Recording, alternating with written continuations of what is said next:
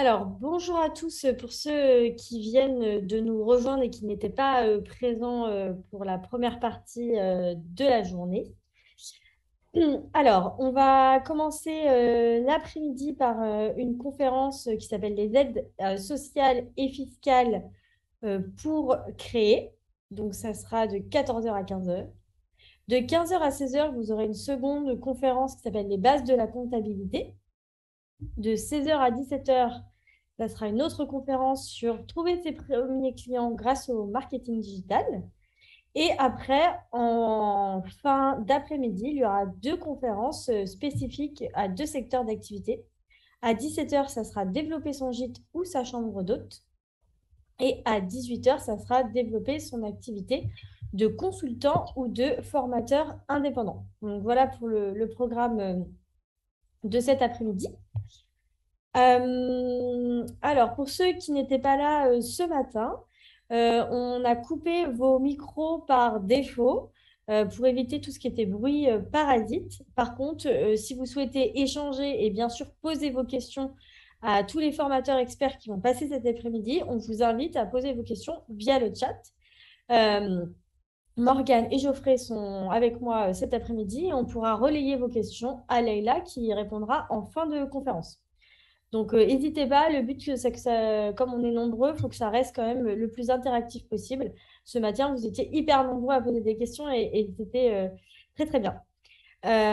Autre petit point, la conférence, enfin, toutes les conférences de cet après-midi vont être enregistrées. Il y aura bien un replay qui sera disponible sous quelques jours, le temps qu'on fasse le montage. Vous retrouverez tous les replays sur notre chaîne YouTube et sur notre site internet creative.com. Autre question qu'on nous pose, oui, vous recevrez bien les supports de présentation, donc le support PDF que vous pourrez télécharger demain. En fait, on vous enverra un mail, un questionnaire de satisfaction, et à la fin de ce questionnaire, vous pourrez télécharger les présentations. Donc, pas besoin d'enregistrer ou de prendre des captures d'écran. Autre question. Donc, pour qu'on puisse vous identifier, qu'on puisse vous envoyer le mail demain, on a besoin de vous identifier et pour cela, on a besoin de votre nom et de votre prénom. Donc, il suffit seulement d'aller sur votre nom dans le chat. Vous faites le petit plus, clic droit et vous avez un petit message qui vous dit renommer. Là, vous pouvez vous renommer et mettre ainsi votre prénom et votre nom. Donc, ça nous permettra de vous identifier. Sinon, on sera obligé de vous écrire en direct, en message privé sur le chat si vous souhaitez recevoir les supports de présentation. Alors, pour savoir comment on fait tuer un tel, on va vous répondre directement en message privé si vous voulez. Geoffrey Morgan va vous expliquer la démarche. Parce que là, je vous ai expliqué depuis un ordinateur. On vous conseille de suivre les conférences depuis un ordinateur, c'est un peu plus pratique. Surtout qu'il y aura des petits quiz où là, on vous demande d'utiliser votre smartphone en parallèle. Voilà, donc j'espère que les consignes sont claires pour tout le monde et on va pouvoir commencer la conférence donc avec Leïla, qui est consultante formatrice pour Créactif, qui anime plusieurs formations chez Créactif et qui va vous parler de toutes les aides sociales et fiscales dont vous pouvez bénéficier pour créer votre entreprise. À toi, Leïla. Merci, bonjour à tous et bienvenue pour cette conférence. Donc, on va effectivement, dans le cadre de votre réflexion sur la créa, réfléchir aussi, bien sûr, et un point quand même déterminant dans la réussite de votre projet, en tous les cas, de voir quelles sont les aides dont vous pouvez bénéficier. Donc, effectivement, on va évoquer les aides sociales et fiscales, et aussi quelles sont les aides financières auxquelles vous pouvez prétendre. Voilà. Donc ça, c'est le programme de cette heure ensemble. Oula, j'étais un peu rapide. Hein. Alors, donc Leïla Antaou, consultante formatrice, comme l'a évoqué un instant Juliette. Donc, on va démarrer avec l'explication des aides sociales et en quoi elles sont nécessaires dans l'élaboration, dans la réflexion de votre création d'entreprise et in fine, même dans le choix du statut juridique, puisqu'on verra qu'on n'est pas impacté de la même manière. Donc les aides sociales, comme son nom l'indique, les aides sociales, c'est, en tous les cas, je vais l'exprimer comme ça, quelle que soit la création d'entreprise, quel que soit le choix du statut juridique, et pour tout créateur, quand vous allez créer, vous allez devoir effectivement choisir une caisse d'assurance maladie. Ou du moins, vous allez être affilié à une caisse d'assurance maladie qui vous permet effectivement de cotiser. Alors, de cotiser, bien sûr, pour votre couverture santé, mais pas que, puisque ça vous permettra aussi de cotiser pour valider des trimestres, voire effectivement aussi, bien sûr, cotiser à la retraite. Mais ça sous-entend aussi de bien comprendre ce que signifient ces aides sociales. Et ces aides sociales, eh bien, il va falloir effectivement s'en acquitter. Vous avez été salarié ou vous êtes salarié, c'est votre employeur qui aujourd'hui se charge de reverser la contribution, les contributions sociales auprès des différents organismes auxquels vous êtes affilié, comme l'URSSAF par exemple. Donc, en ce qui me concerne, c'est ce que je vais tenter de vous expliquer, tout simplement pour que vous puissiez aussi vous repérer par rapport à votre projet. Alors, je l'ai évoqué,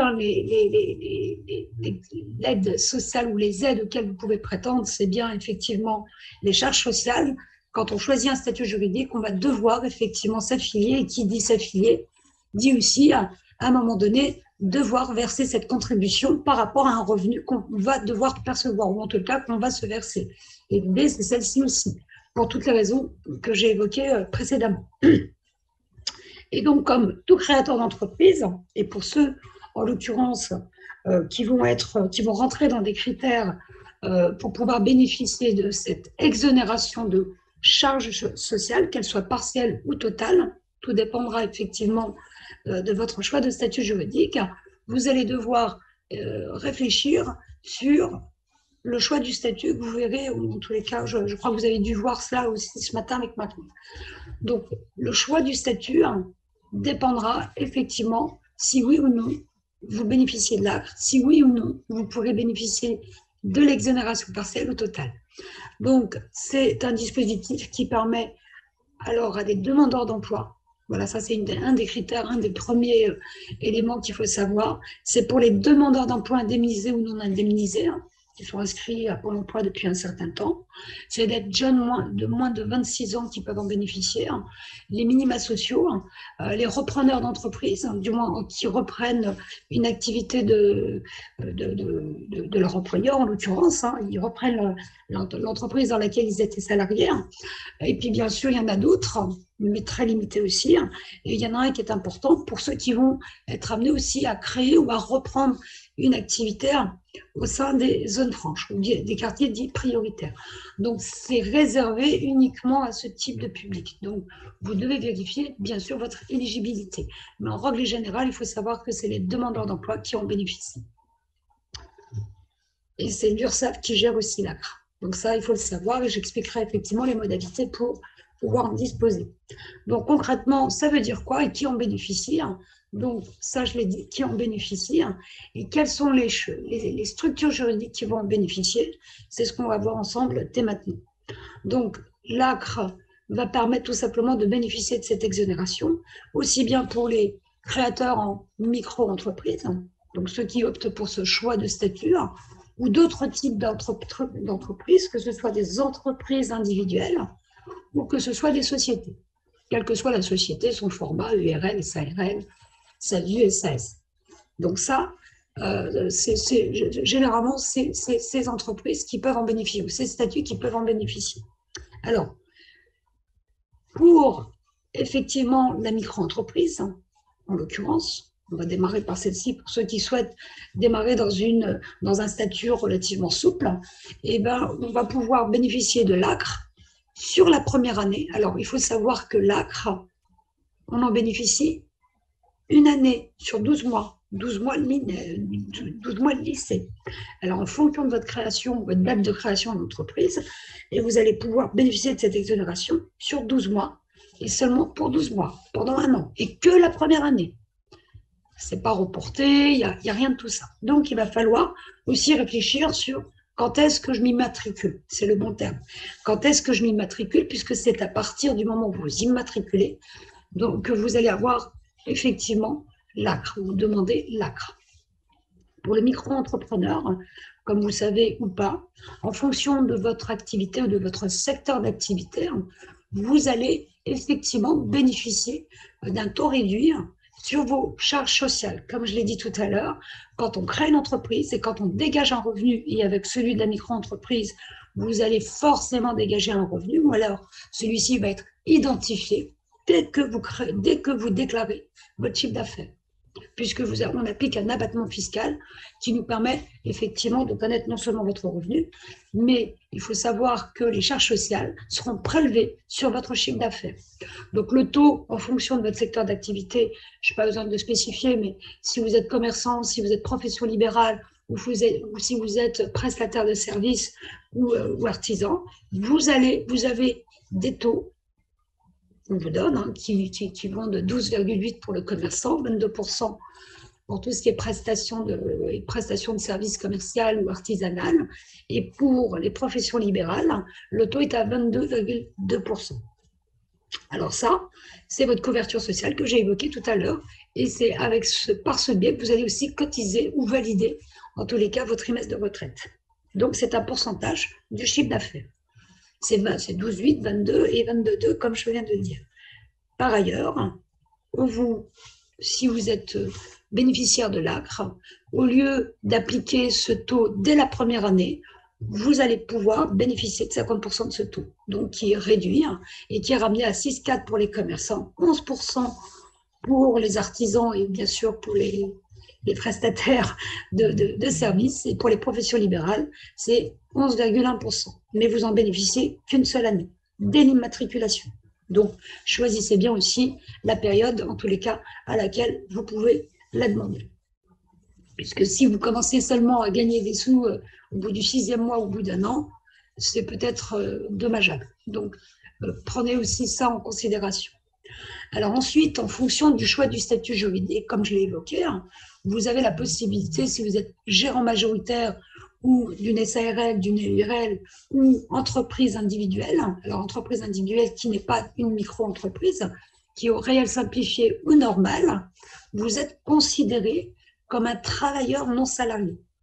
Et qui dit travailleur non salarié, on sait automatiquement à quelle caisse, en tous les cas du régime, vous allez être affilié. Et automatiquement, vous serez affilié à celle de la SSI, qui est anciennement RSI, je ne sais pas si vous vous en souvenez, mais voilà, c'est la SSI, la Sécurité sociale des indépendants, comme son nom l'indique.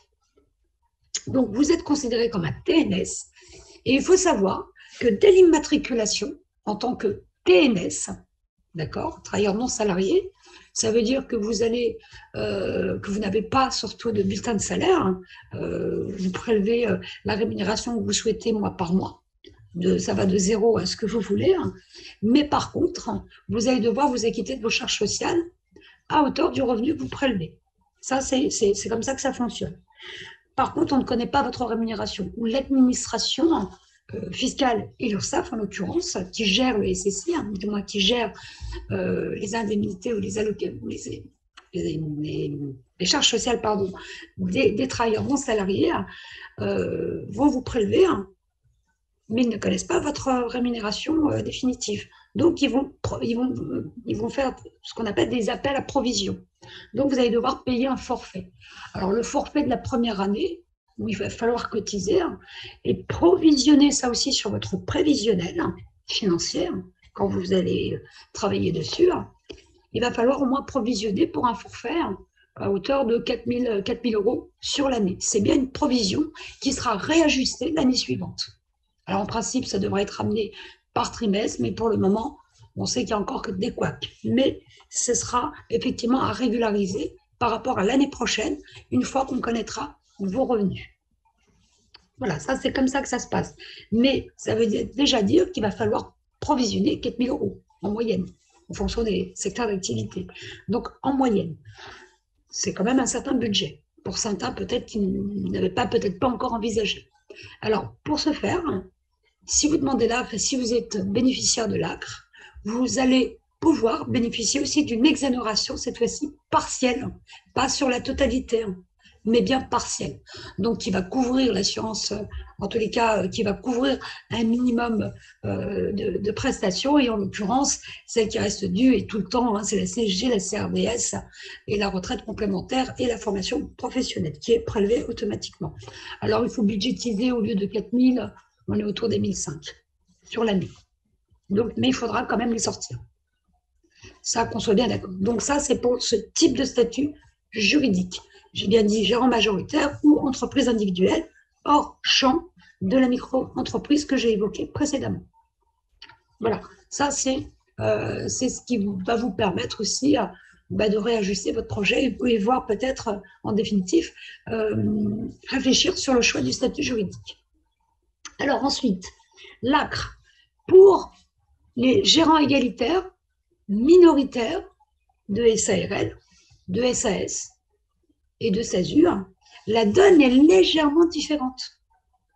Alors, en quoi elle est différente? Tout simplement,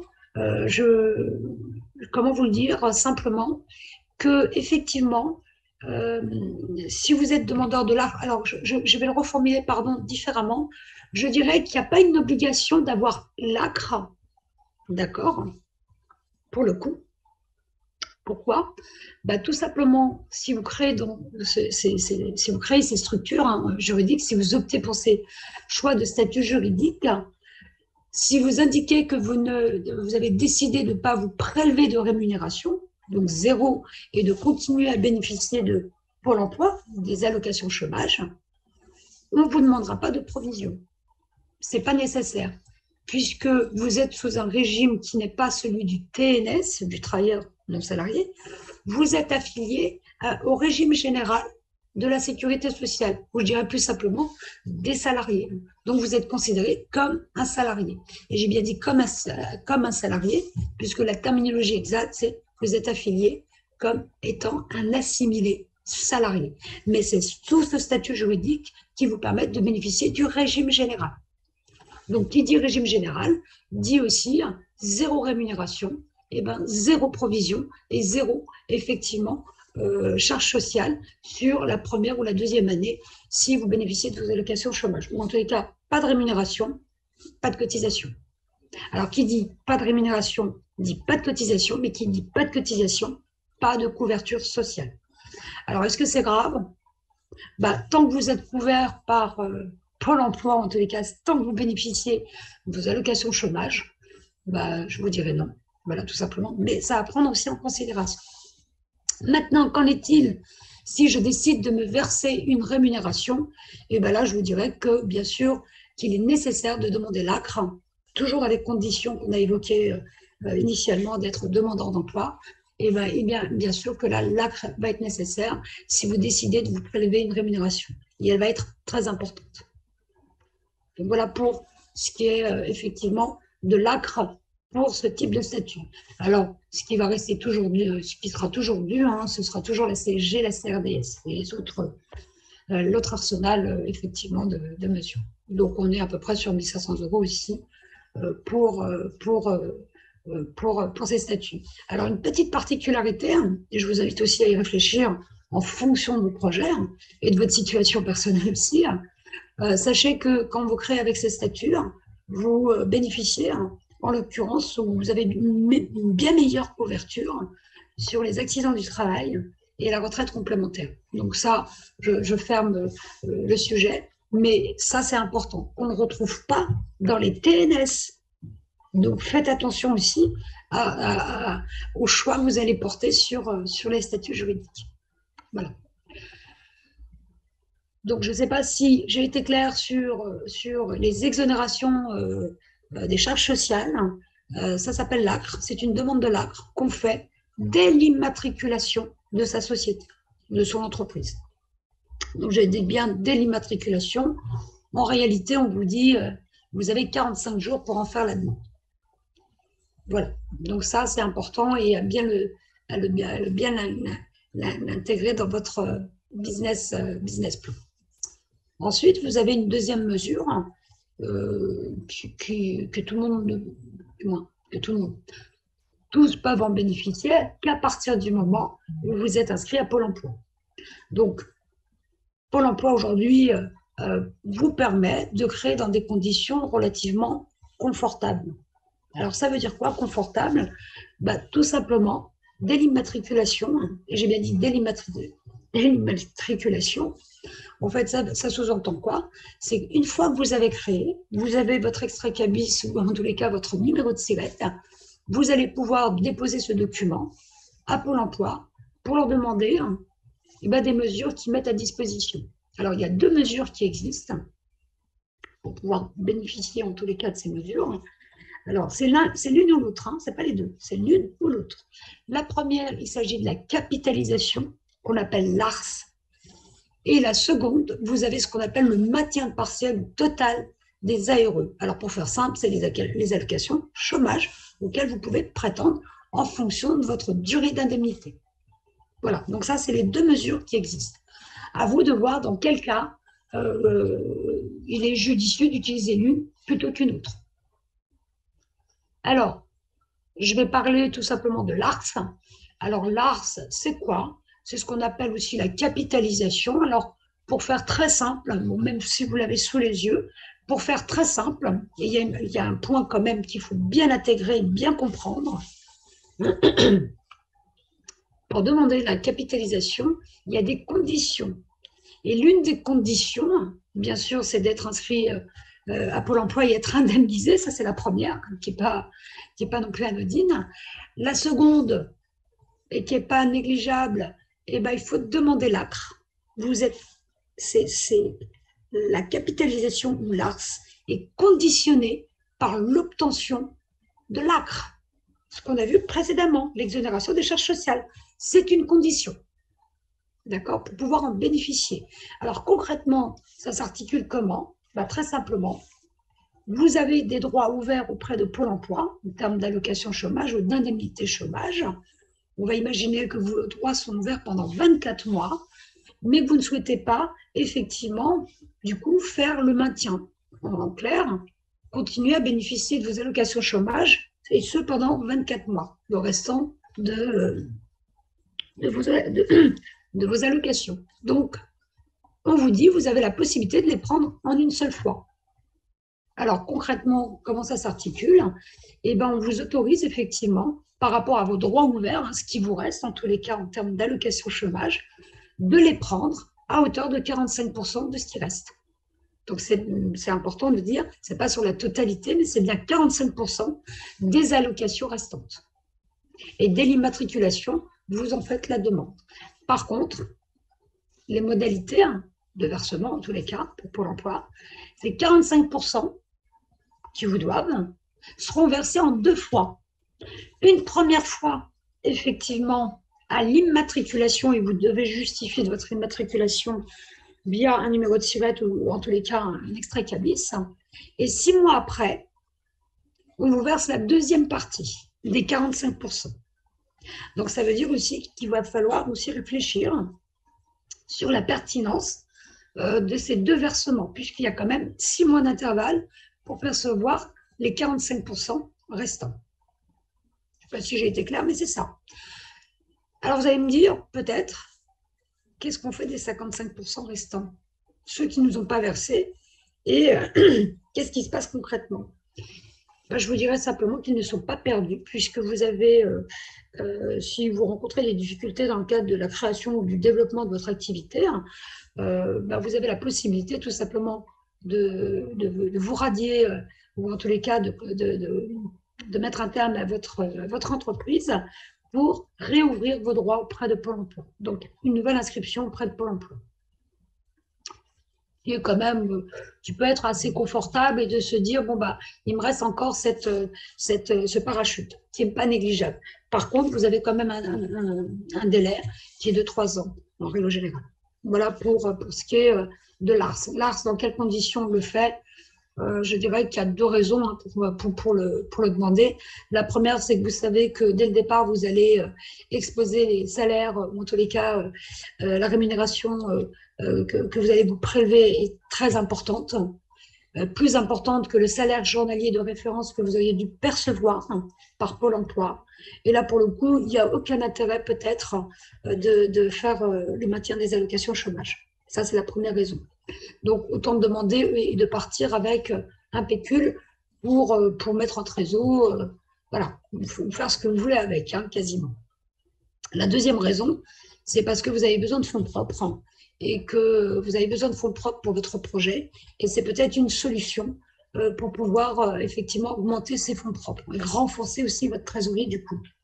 Alors, ça c'est vrai, mais il faut bien le mesurer parce que si vous prenez la moitié, ça sous-entend peut-être aussi, en tous les cas, la question demeure et elle va être déterminante pour vous, c'est de savoir comment vous allez vous rémunérer mois par mois, comment vous allez vivre mois par mois. Et ça, pour le coup, c'est aussi à prendre en compte. Soit vous avez prévu la chose et tant mieux, sinon ça va être une vraie question de savoir comment vous allez vous dégager un revenu suffisant pour vivre. Voilà ce que c'est que l'ARS. On ne confond pas avec l'ARE. Et d'ailleurs, on arrive à l'ARE, donc vous pouvez très bien décliner l'offre en disant non, moi ça ne m'intéresse pas, l'ARS. Et là, pour le coup, j'ai la deuxième possible, qui est le maintien partiel ou total de mes ARE, de mes allocations chômage. Et là, ça sous-entend qu'effectivement, je vais pouvoir, dans le cadre de mon développement d'entreprise, pas me préoccuper effectivement de me dégager un salaire, même si c'est très important. Pourquoi? Parce que tout simplement, je vais demander à Pôle emploi, ou choisir et dire à Pôle emploi que je maintiens mes allocations chômage dans le cadre de ma création d'entreprise. Et là, pour le coup, Pôle emploi, tous les mois, va vous verser en totalité les allocations chômage qui vous doivent pendant toute la durée de vos allocations, de vos ARE. Donc ça, c'est une option qui est parfaitement possible. Donc jusqu'à épuisement de vos droits. Jusqu'à épuisement de vos droits. Donc, soit vous allez prendre en totalité, et là pour le coup, si vous décidez tout simplement de ne pas vous verser de rémunération, puisque Pôle emploi vous indemnise sur la totalité, pardon, vous allez tout simplement devoir informer Pôle emploi via un PV d'Assemblée générale, c'est souvent ça, pour informer Pôle emploi que vous n'allez pas vous percevoir de rémunération. Voilà, ça c'est une des conditions. Donc voilà comment ça va se passer. Maintenant, vous avez aussi la possibilité de dire, bah, moi j'aimerais quand même, parce que mon entreprise a dégagé quand même du chiffre d'affaires, elle va couvrir toutes ses charges et aussi je souhaiterais compléter en tous les cas mes revenus par les revenus de mon activité. Donc c'est ce qu'on appelle partiel. Donc je peux effectivement tout simplement informer Pôle emploi que j'ai l'intention de me prélever une rémunération et que Pôle emploi va tout simplement compléter par rapport à mes ARE, compléter ce que je me prélève déjà de mon entreprise, de mon activité. Alors, le calcul est relativement simple. Comment on le calcule? Eh ben, c'est ces ARE moins la rémunération que je souhaite me prélever, d'accord, que je multiplie par 70% pour retirer effectivement cette proportion de rémunération qui sera déduite de mes ARE pour connaître le complément de Pôle emploi. Alors, en règle générale, on a toujours un petit peu plus en termes de rémunération à la fin du mois. C'est mieux que si je touchais seul Pôle emploi ou si je touchais mes revenus d'activité tout seul. Donc, allez, je vais la faire comme ça, mais on est sur une rémunération, si vous utilisez ce système, à 20% en plus en termes de rémunération, qui n'est pas déconnante. D'autant plus que, là, pour le coup, le fait que vous ne percevez pas la totalité de vos ARE, eh ben, vous allez pouvoir les faire perdurer dans le temps. Si vous aviez, par exemple, je ne sais pas, une année d'indemnisation Pôle emploi, et si vous partagez l'apport en deux, on peut facilement imaginer que pour le coup, vous allez pouvoir bénéficier d'un complément de Pôle emploi, pas sur une année, mais sur 2 ans. Et ça vous évite aussi sur la deuxième année, peut-être, de sortir une trop grosse rémunération qui sera soumise, là pour le coup, à des charges sociales. Puisque, je vous le rappelle, l'ACRE, c'est juste la première année. Voilà pour les indemnisations auxquelles vous pouvez prétendre par rapport à Pôle emploi. Donc, si vous avez des questions par la suite, il ne faudra surtout pas hésiter si ça nécessite des précisions. Ensuite, vous avez un dispositif qui s'appelle le NACRE. Alors, le dispositif NACRE, c'est plutôt un ensemble, ou plutôt un arsenal d'accompagnement pour les créateurs et les repreneurs d'entreprises. Ce sont des aides financières, tout simplement, qui vous permettent de bénéficier d'un prêt d'honneur à taux zéro. Alors, la moyenne de ces prêts d'honneur sont entre 2 et 50 000 en fonction du projet, s'il est innovant, pas innovant, s'il crée des emplois, pas d'emplois. Donc, ça permet de constituer des fonds propres pour que vous puissiez demander, bien sûr, des emprunts bancaires à côté. Qui dit prêt d'honneur dit forcément, en règle générale, prêt bancaire à côté. Donc, ils vont de pair. Mais ça vous permet effectivement d'obtenir des fonds propres, qui constituent des fonds propres pour financer la trésor, votre BFR, etc. Donc, à ne pas négliger, et c'est quelque chose que vous demandez auprès du conseil régional, tout simplement. On vous met à disposition le NAC. Il faut rentrer dans les dispositifs par un accompagnement. Donc, voilà comment ça se passe. Qu'est-ce que je peux vous dire de plus là-dessus? Ça dure entre 2 et 4 mois parce qu'il y a une commission, vous passez sous commission, il faut travailler votre business plan, on n'arrive pas les mains dans les poches, quoi. Votre business plan, vous arrivez effectivement avec quelque chose de structuré et surtout de légitimer effectivement cette demande de prêt d'honneur. Il y a 3 accompagnements en fait, et je termine avec ça pour le NAC. Vous pouvez bénéficier d'un accompagnement pour finaliser votre business plan. Il y a un parterre de commissions, ou en tous les cas, des commissions qui vous aident aussi à bénéficier ou en tous les cas à structurer mieux votre offre. La deuxième, c'est les financements, l'accès au financement. Ça, c'est le deuxième service qu'il propose au sein du NAC. Et le troisième, c'est un accompagnement post-création pendant une période de 3 à 5 ans. Il me semble que c'est 3 ans, mais je n'en suis plus aussi sûre. Voilà pour ceux qui souhaitent passer par les prêts d'honneur via le NACRE. Et pour finir, vous avez les aides fiscales. Les aides fiscales, comme on ne dit pas son nom, fiscal, c'est toute la fiscalité auquel sera impactée l'activité, votre entreprise, pas vous. Vous, c'était les charges sociales. Là, c'est l'activité qui va être impactée puisqu'elle va devoir s'acquitter de ses impôts, mais pas que de ses impôts IR ou IS, ou les deux d'ailleurs, mais aussi de la TVA, de la CFE, de la TVS, etc., etc. Donc là, pour le coup, on a mis en place des mesures d'aide en zone franche. Alors, c'est quoi les zones franches? Alors, moi, j'utilise le terme zone franche qui englobe, excusez-moi, des acronymes, des ZFU, des BER, des ZER, des ZRD, des QPV. En fait, ce sont des zones qui ont été définies par département, en règle générale, vraiment par département, qui permettent à des créateurs d'entreprises ou des repreneurs d'entreprises, mais pas que, à bénéficier d'un arsenal de mesures fiscales. Donc, cet arsenal qui n'est pas déconnant, puisque ça va... alors, je cherche en même temps la slide qui va bien. Non, mais oui, je crois que c'est... Oui, non, je reviens là-dessus. L'arsenal, c'est quoi? Très simple. Vous bénéficiez d'une exonération, écoutez bien, de l'IS sur une période de 8 ans. Alors, pas sur la totalité, des 8 ans.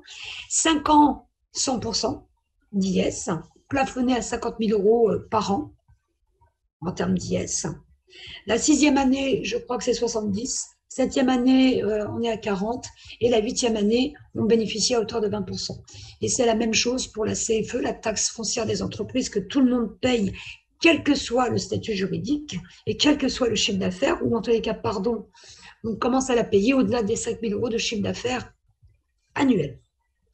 Et bien sûr, le 3e dispositif qui n'est pas négligeable, c'est effectivement de bénéficier de cotisations sociales pour des salariés. Alors, la condition, elle est quand même, elle est cadrée. Ces salariés doivent être locaux.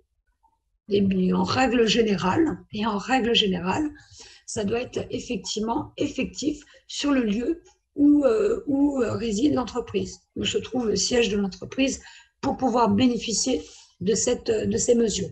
Alors, je vous invite simplement à taper le nom avec zone franche à côté, hein, le nom de votre ville, pardon, votre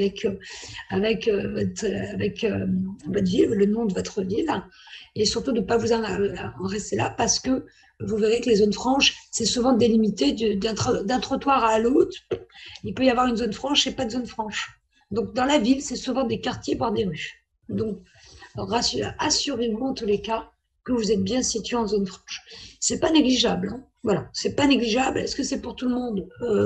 Je dirais que globalement, presque pour tout le monde. Il y a certains secteurs d'activité qui ne peuvent pas bénéficier de cette mesure, de ces mesures d'exonération fiscale. Voilà, vous les citez, il y a le transport, il me semble les exploitants agricoles, etc. Donc, mais ça, vous le retrouvez sur n'importe quel site d'information du gouvernement. Et je vous invite aussi à regarder la date, si elle est actuelle ou pas. C'est mieux. Parce que ça change, je sais que ce dispositif, tel qu'il est conçu là aujourd'hui, il est valable jusqu'au 31 décembre 2023. Et après les modifications, est-ce qu'on va rester pareil, on va changer, on va améliorer, on va réduire? Aucune idée. Donc, vérifiez toujours les informations. Ensuite, vous avez une autre mesure fiscale hein, qui vise essentiellement les dirigeants et les associés dans le cadre de la création, de la reprise, hein, ou pas que. Hein. Aussi, si vous souhaitez investir, c'est une mesure en termes de réduction d'impôts. Hein.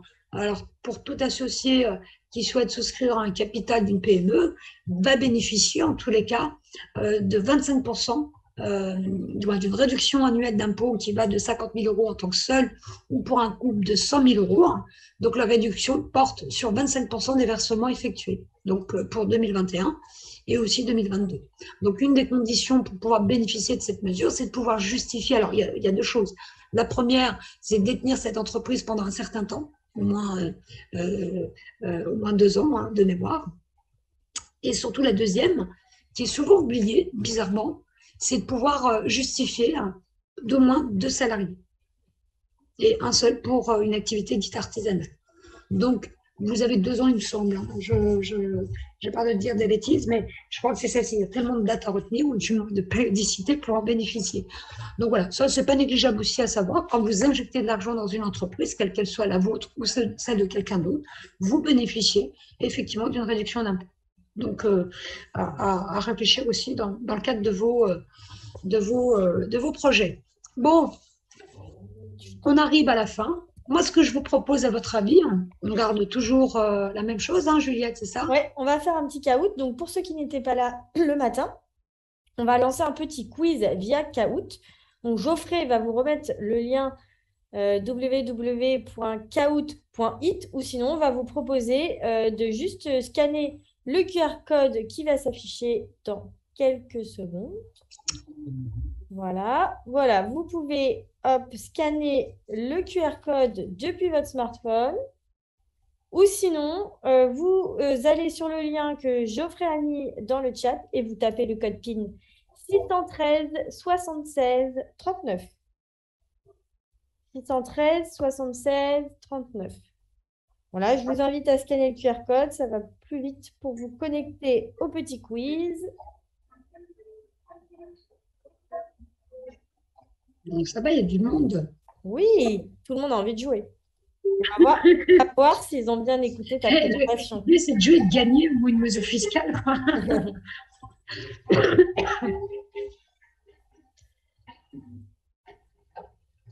Hop. Allez, on va laisser quelques petites secondes aux derniers qui veulent se connecter. Hop. Et puis, si vous n'avez pas réussi à vous connecter, comme j'expliquais, vous pouvez aussi répondre dans le chat. On prendra aussi vos réponses. Je pense qu'on ne va pas tarder là, puisque du coup, oui, c'est bon. Allez, tu peux démarrer. Si vous n'avez pas eu le temps de vous connecter, vous pouvez vous répondre via le chat. Alors, première question. J'y arrive. Alors, attention. Quel type d'aide existe? Des aides sociales en rouge, des aides financières en orange, des aides fiscales en bleu ou les trois?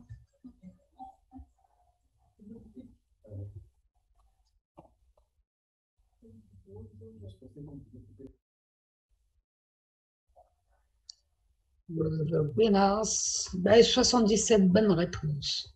Très bien. C'est bien les trois, hein. On l'a évoqué. Trois modalités d'aide pour conforter votre création d'entreprise. Alors, Suivant. oui, parce que tu étais caché, tu me cachais le suivant. Là, pareil, Oui. Momo, Ambre, Marie, Clémence et les autres, bien répondu. C'est bien. On va voir si j'ai été claire ou pas. Le dispositif ACRE n'offre pas les mêmes avantages pour une micro-entreprise que pour les autres statuts. Vrai ou faux? Vrai en bleu, faux en rouge. Il vous reste 5 secondes.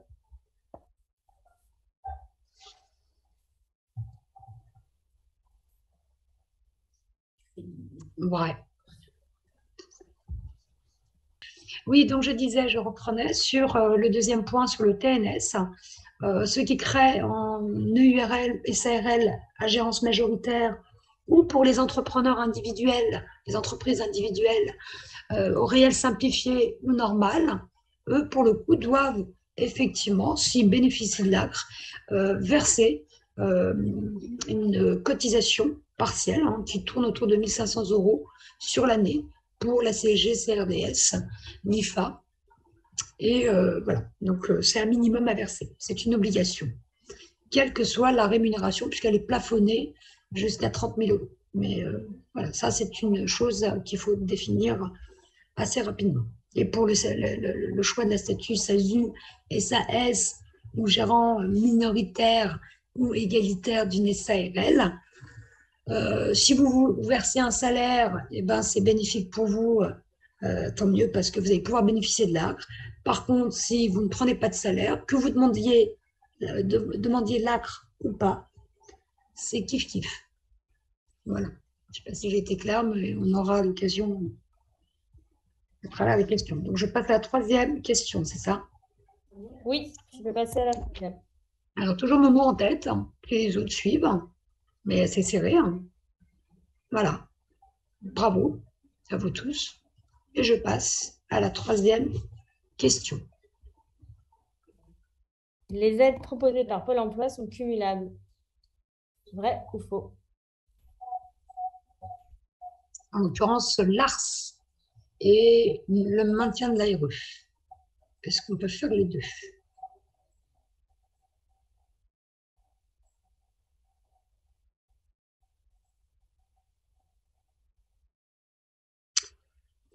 Moitié-moitié. Hein. Il y a plus de 48. Je pense que je n'ai pas été claire, donc je vais le rappeler.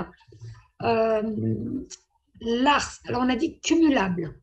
D'accord? Est-ce qu'il est possible de cumuler la capitalisation avec le maintien des ARE? Bien sûr que non. C'est l'un ou l'autre. C'est ça que j'avais évoqué. L'un ou l'autre, mais pas les deux. Voilà. Donc, c'est à vous de choisir en fonction de vos priorités, de vos préoccupations pour finaliser votre business plan et la viabilité de votre entreprise, bien sûr. Alors, qui passe en tête? Ambre, suivi de Julien, Marie, Camille et Vincent. Bravo à tous. Alors, on continue. La dernière, qui est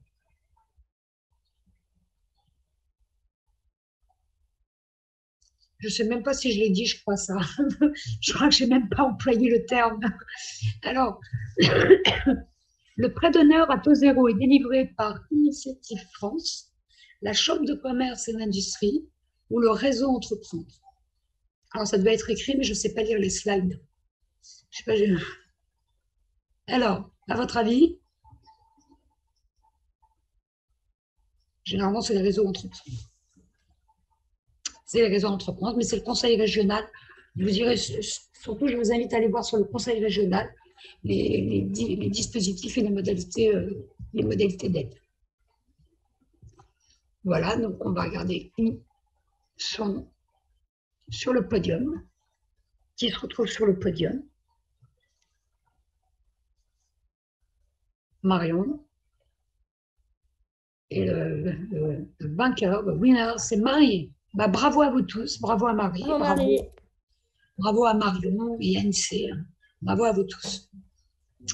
Voilà. Alors, je vais passer aux questions pour qu'on essaye de respecter un maximum le timing. Alors, j'ai vu que vous avez été nombreux à poser vos questions. Alors, première question, on va remonter. Hop. Alors, attendez. On va. Alors, je ne touche pas d'ARE pour cause de démission de mon ancien emploi. Donc, je n'aurai pas le droit à l'ARCE, à l'ARS.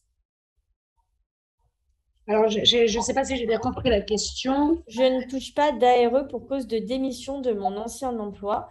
Donc, je n'aurai pas le droit à l'ARS. Voilà. C'est le propre de la démission. Après, c'est les conditions de la démission qui font que on bénéficie déjà de Pôle emploi ou pas. Donc, en principe, la démission ne donne aucun droit, sauf pour suivre le conjoint ou pour déménagement ou pour une troisième raison qui est peu connue mais qui existe depuis quelques années, depuis 3-4 ans, je ne me souviens plus de la mesure, c'est pour la démission Macron. Là, si je démissionne et que je bénéficie effectivement de Pôle emploi, mais il y a effectivement pour la démission Macron, pour ceux qui souhaitent partir dans de bonnes conditions, il faut justifier de 5 ans d'activité au sein de la même entreprise ou au sein de l'entreprise de façon continue. Ça, c'est la première chose. Avoir été 5 ans salarié, au moins dans l'entreprise, sans qu'il y ait eu une interruption de plus de 48 heures. C'est très précis. Hein. Alors moi, je vous invite tout simplement à consulter un conseiller en évolution professionnelle. Ou tout simplement, alors pourquoi un conseiller d'évolution professionnelle? Parce que vous êtes obligé de vous faire identifier par eux. C'est eux qui vous aideront aussi à peaufiner votre projet de démission. Pour que, eh bien sûr, vous puissiez prétendre à vos allocations chômage. Voilà, c'est Pôle emploi qui valide en réalité. Est-il possible de demander l'ACRE plus tard en fonction de l'avancée de l'activité de l'auto-entreprise? Alors, je ne sais pas si j'ai bien compris. Alors, je vais répondre tout simplement que c'est à partir du moment où vous avez immatriculé, d'accord, qu'effectivement, je l'ai plus ou moins dit tout à l'heure, vous avez 45 jours pour demander l'ACRE. Après, vous ne pouvez plus y prétendre. Ou alors, il faut recréer derrière. Si c'était ça la question, ben voilà la réponse. Donc, pas de possibilité, quoi. Si on crée sa micro-entreprise, doit-on demander l'ACRE immédiatement si on n'a pas de rémunération? Bah oui, parce que c'est 45 jours. La Ok. micro-entreprise, s'il n'y a pas de rémunération, c'est 1 an. Donc, la pertinence de la création mérite d'être posée, quoi. Pourquoi on le fait? Voilà, moi, c'est ma question. Si on utilise l'ACRE, nos cotisations sont inférieures et donc on ne cotisera pas pour la retraite, par exemple. Si vous avez l'ACRE, inférieur à quoi? Les cotisations, si on utilise l'ACRE, les cotisations sont inférieures et donc on ne cotisera pas pour la retraite, par exemple. Point d'interrogation. Non, alors, tout simplement, quand on vous dit, si vous êtes en TNS par rapport à, comme j'ai quand même insisté là-dessus en premier lieu, dès qu'on crée, on est censé être un ayant droit. Ayant droit, ça veut dire travailleur. Et qui dit travailleur en France, dit effectivement doit s'acquitter de ses cotisations sociales pour pouvoir bénéficier d'une couverture sociale et bien sûr de cotiser à sa retraite, au moins valider ses trimestres de retraite. Et il y a un minimum. Et le minimum, on le connaît.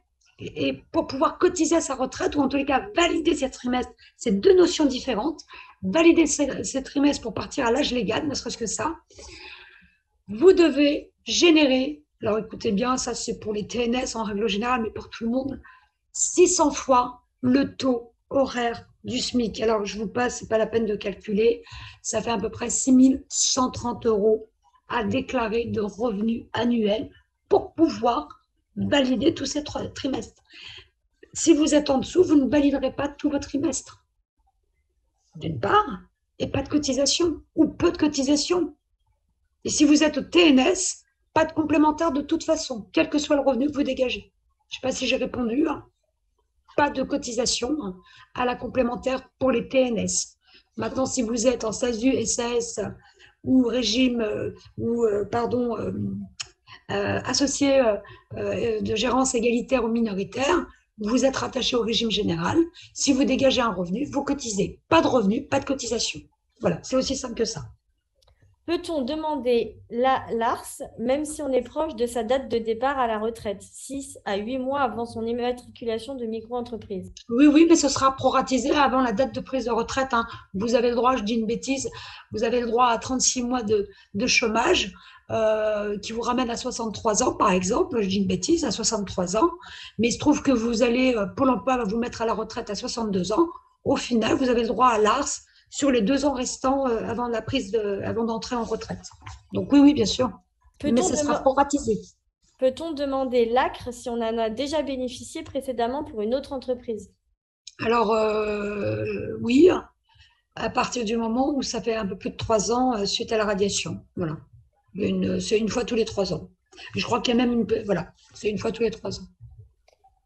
Merci. Est-ce qu'il y a un document nécessaire à la demande de l'ARS? Oui, il y a un document à remplir.